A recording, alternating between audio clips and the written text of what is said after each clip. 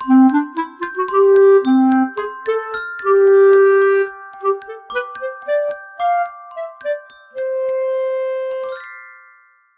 hiag an seminar gréasán seo lena soláthraítear léargas ar theachta níor I Leanaí a chur chun Cinn, le fócas ar Chleachtóirí de Luathbhlianta. Sna léargas seo áirítear taide, chomá le turthaí na gigeirí I suíomhanna lua-ólama agus lua-córam, agus an cóirle a chur an cigeirí ar fáil chun feabhas a chur chun Cinn. Ba cheart an cóirle ile a chuirtear ar fáil sa seminar gréasán seo, a bheas I ggócha I bhíne sin na drolínte sláinte peibli, atá I bhain I suíomhanna idicas. Sé tá gceist le teachta níorí den nine ná an commas atá duine chun daile le dúshlán agus angar, fólam mhaith agus praba arás go tapa, a luche a bhaid an tangar hart. Tá bant ag an gommas seo lenar bhlána, le mothú an dóchas anain agus lenar bhéin éfechtúlacht. Déantar an teachta níor a chreithú ar bhain níos deimhne sa seminar gréasán atá mar réamhrá sa tras seo.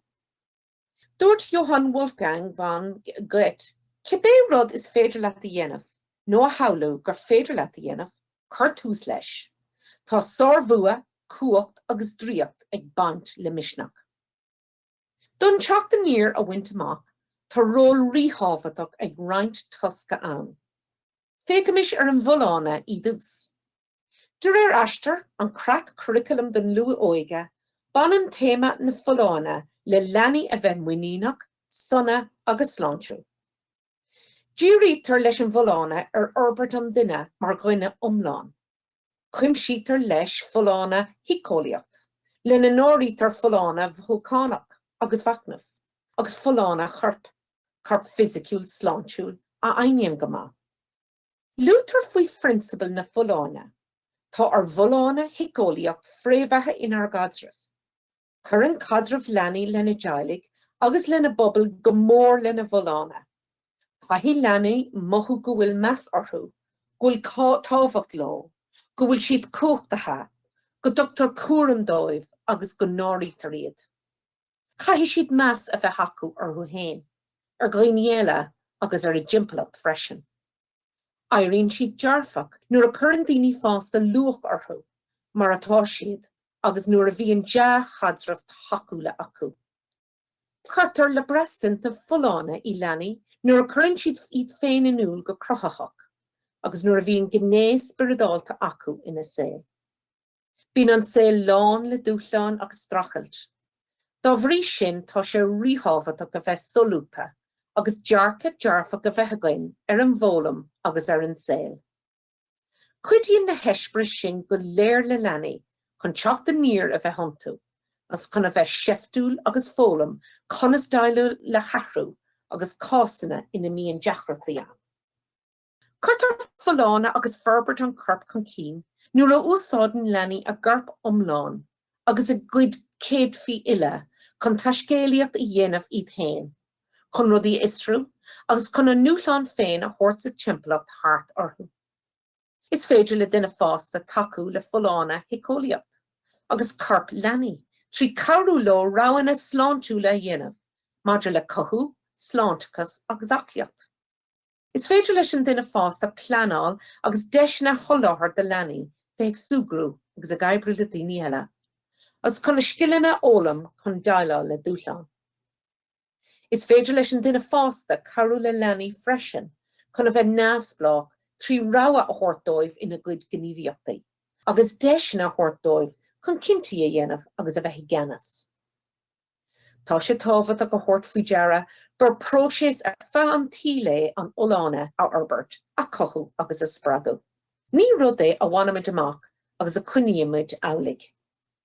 Sé an céad faointe eile ná le breithnú ná, sé an dóchas agus teachta níor lámh le láimh lena chéile. Bíonn tionchar ag dearcha foromláin an linmh ar an saol, chomá lena meoin ar an teachta níor a bhíonn iontu. Is gná go mbíonn tionchar ag iompar agus dearcha daoine fásta ar sin. Is é sin daoine fásta aimíonn mar eisimlóirí don leanamh. Mar sin is brontanas do leanamh atá méal forbartha iad daoine fásta dóchasacha. Sa cás go fáiltíonn duine fásta ribhotún agus tep, mar dheis na fólam agus fás, is féidir leis an leanamh blothú gan a bheith buartha faoin rud ní cheart a dhéanamh. Caithfar luachthar gúcasach an linamh sa taiscéalaíocht, sa cruthú agus sa séir glúiseacht ar ormú, taú léithí agus í sin a cothú. Tá sé ríthafadach sprochanna réalaíocha, dúthlánacha a leagan síos in éanacht leis an leanamh, agus taú leis an leanamh nuair is gá. Is crán taca eile atá san éon ifeictúlacht ar deireadh, don an teacht níor an a thógáil. Is féidir an éon éifeictúlacht a hanú mar dhímáilteacht agus muinín duine chun aige chóirt ar cásanna éagsúla agus chun cuspóirí a bhaint amach. Siar atá gceist le féin éifeictúlacht ná is a bheith agat bhfuil tú an anán, bhfuil cumas anad aige chóirt ar gúsleán, gur deis na táfatacha fólama iad trílevantas rudí éagsúla. Banan an éon éifeictúlacht le fios a bheith agat gur féidir le brath ar do chuid scileanna chun cabhradh leat do bhealach a dhéanamh tríd an saol agus do cuspóirí a bhaint amach. Caithfí Leanaí a ólam cad iad na buanna atá acu agus cad iad na láidireachtaí atá iontu. Caithfar tacaíocht do chóir dóibh chun iad a chothú agus neart deisteanna a bheith acu chun iad a chríl. Fecinn daoine féin éifeictúlachta go bhfuil siad ábalta, sanaíonn siad sprochanna réalaíocha, cuiníonn siad leo agus déanann siad a guspóirí a bhaint amach sa deireadh. Mar a thaspáintear ar an rath sa sleamhnáin, ag fécinnt ar theacht níor ó thaobh an linamh de, léirítear ón taide go bhfuil an bhéim ar thrí rud. Táim, tá agam, agus is féidir liom. Sa chéad cúpla sleamhnáin eile, breanóid ar gach ceann acu sin go mion, agus ar athrital ó churascálacha cigareachta, a léiríonn cleachtas an éifeachtach ar fad. Cumáil le greengraf ósátar chun na pointí a dhéantar a bhíú. San aithníú ón taide na ráiteas atá lúite ar an sleamhnáin seo, agus ar chuid na sleamhnáin a Leanaí mar fréthe táfachtacha maidir le teacht níor i Leanaí. Déad bhí fécinnt orthu mar bhíonanta freisin. Níl an liste ile go bhálach agus béidir nach gá go ndéanfaí gach réimse arbeirt ar an dóigh chéine. Is táscarí maithe iad meas gan maith do roinnt pointí óna trí réimse, maidir le, táimse, tá agam, agus is féidir liom mar léirú ar theacht níor i leanamh. Tágraíonn an sleamhnáin seo do champlaí maidir le, táimse, bródú las an féin agus sásta an an féin. Tóg nóméid chun na ráiteas sin a bheas.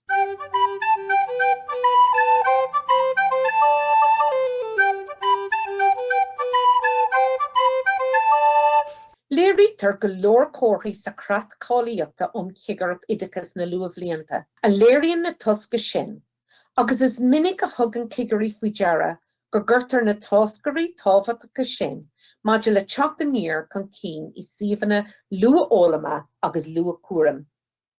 Mar shampla, chuireann suíomhanna cóirdeas, cóbhá chun Cinn, mar aon le tuiscint ar bheith ábalta, chumasach, inúil agus muoineach, agus an tábhacht a bhanan le bheith ranfáirteach agus iad a bhall de grúpa.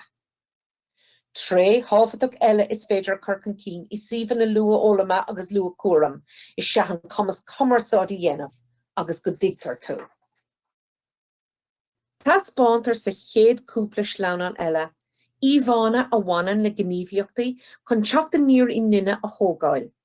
Cumáil le samplaí a hanaithint de cásanna inar thug cigarí faoi deara, cleachtas a hacaíonn leis an guspóir chun teacht níor i nine a chur chun Cinn. Anois, déanamid an ráiteas seo a bheas. Táim, uthúil agus bródú las am héin. I suíomhanna ard caighdeán, is minic a thugann cigarí faoi deara na hiarachtaí a dhéantar, chun tuiscin na Leanaí ar an núthúlacht agus ar an mród persanta a cothú.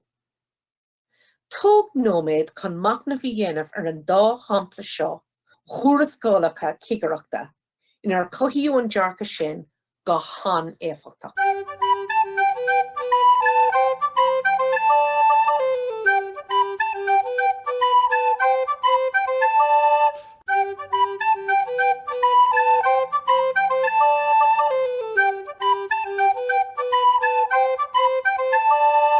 Mar a tugu consúntais hena féin, tá tuiscint ar gócas ina cran taca ríhabhaach don teachta níor I nine.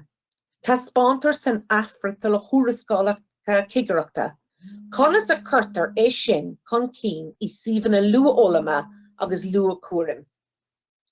Tá sé cótábhaach céine gur bhorbróidh na Leanaí tuiscint gúil go acu ar fiú éisteach leis, agus gúil an ceart acu pórta ghlacha I bróisis chintóireachta a héanaí bhaim orthu. Tar I nítar order sin I roinnt na sampling a haspántar ar an sleamhnáin seo. Tóg nóméid chun iad a léamh.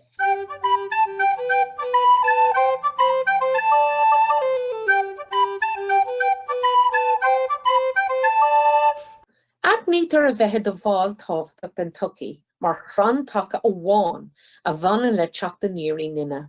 I gás Leanaí in ís réamhscoile, léirítar é sin trí bheithe do bháil de Haileach, trí bheithe do bháil de na grúpaí sa réamhscoil, nó go deimhin sa phobal áitiúil níos leithne. Tá spántar sa céad dó sleamhnáin eile ach rital a bhaineann le cleachtas eiseamlórach, maidir leis na Leanaí a chur in aithne dá bobal áitiúil féin, agus maidir leo a bheith ar an eolas faoi na daoine ón bobal sin. Tugann sé chun solas freisin gúil meas ar chúlra agus ar chultúr pásanta na Leanaí, agus biniantar sin a chéiliúra agus gúil siad mar chud dílis agus mar bhuail lúgfara den grúpa réamhscoile. Nuair a thugann buail teaghlaigh linneamh, áil tuismitheoirí nó sean tuismitheoirí nó siblíní cuairtear an suíomh. Is féidir leis a bheith na ócáid spreagúil ar le, agus mar thura ar sin, breathan an leanamh gúil meas air nó iarthaí agus tábhacht leis nó leithí. Churann an tacht rital thús béim ar an tábhacht a bhaineann le féinúlacht agus muinteras don leanamh óg. Tóg nóméid chun do bhac na bhí dhéanamh ar an méid sin.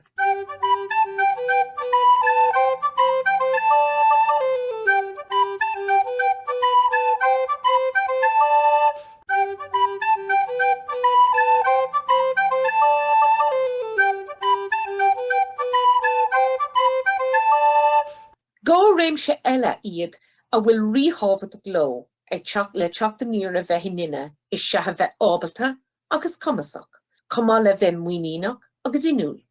Is féidir le Chleachtóirí taú le ferber don bheon nearfeig fólama, trí cabhar agus rogha a chóirta Leanaí, maidir lena gcuid gníomhaíochtaí, agus iad a spreaga chun riscí a ghlacha agus tríl a bhaintas rudaí.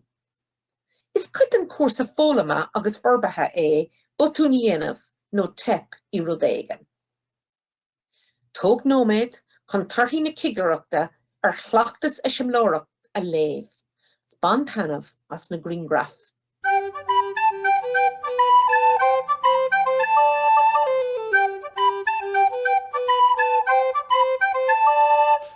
Anis bugamid a rá chun mac na bhí dhéanamh ar na daoine súntasacha eile, mar le Chleachtóirí agus na píoraí I suíomh Luathbhlianta. Tá, agam, daoine bhfuil grá acu dom gan éon conaíl. Daoine a bhfuil cur chuige tóiste acu maidir le rudaí a tharlaíonn sa saol, agus dá bhrí sin a bhúnan dom conas cur chuige tóiste a bheith agam héin. Castaíonn daoine I saol gach den agin bhfuil grá agin dóibh, agus bhfuil grá acu dúin. Cahamad é sin a bhuthú I ngach idir gníomhaíocht.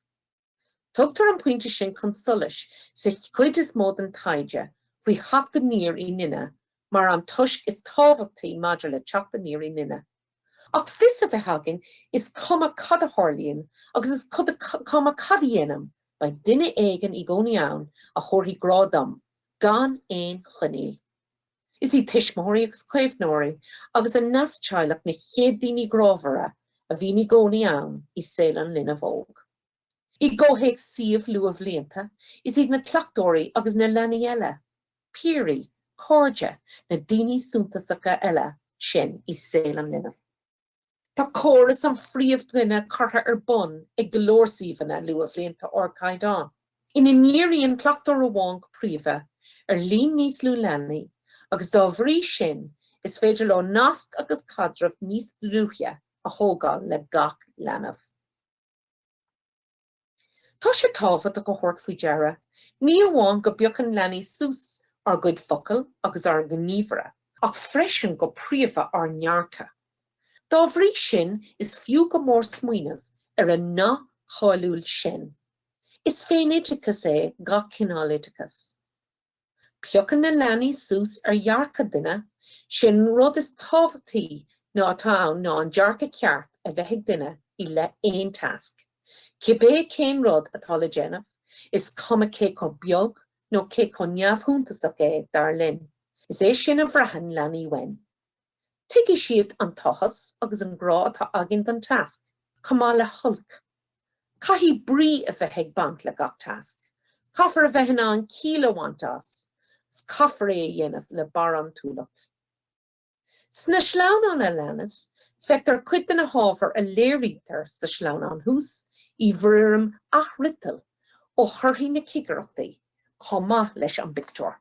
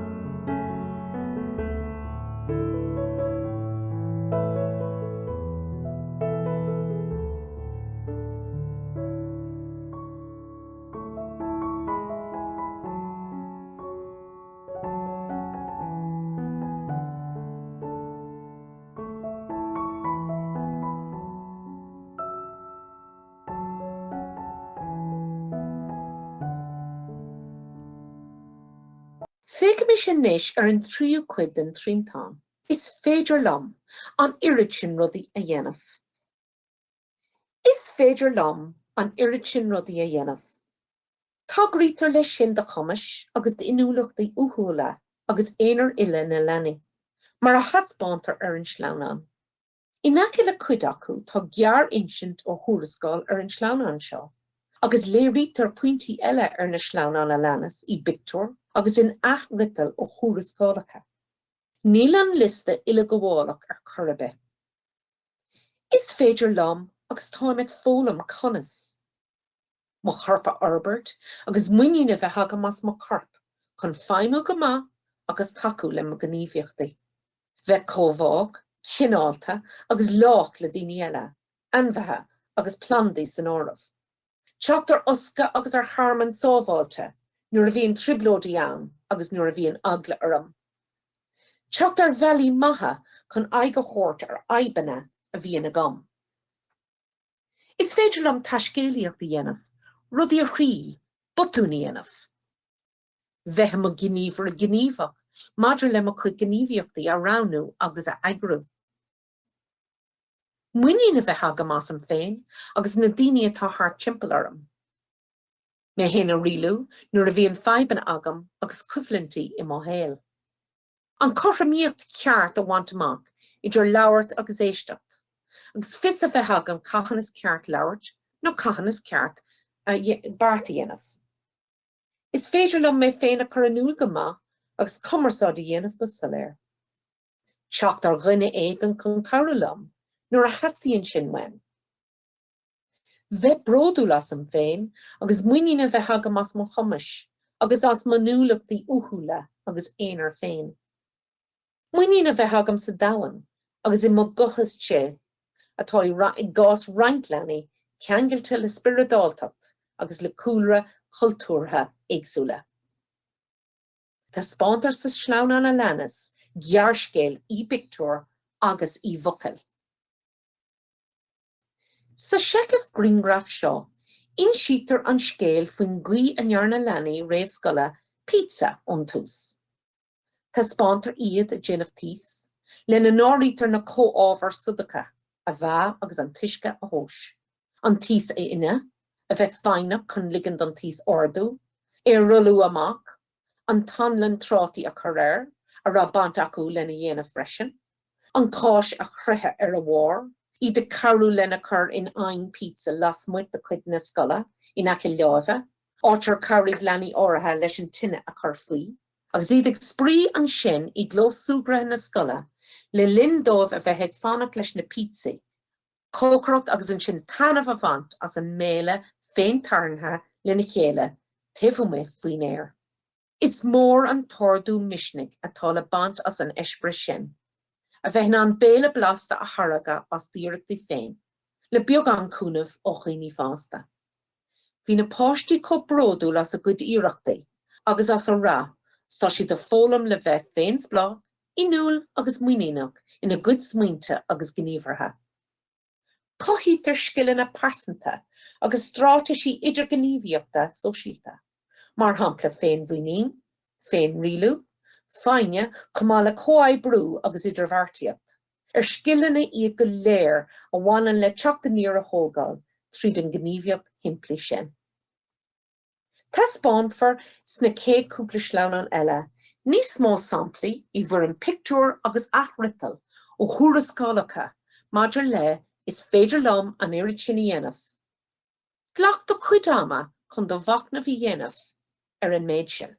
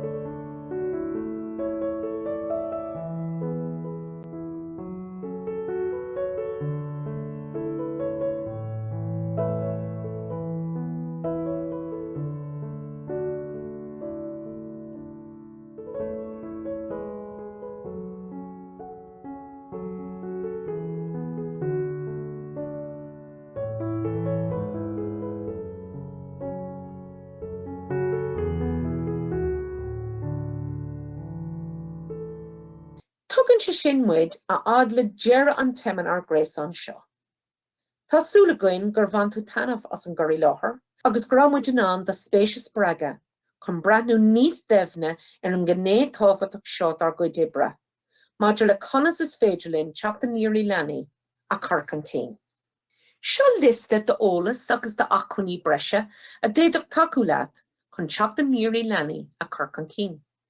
Leis sin tá muid take go dtí dearra an teman ar gréasán seo, agus bháil linn buíochas go bháil leat as a bheith géisteach linn.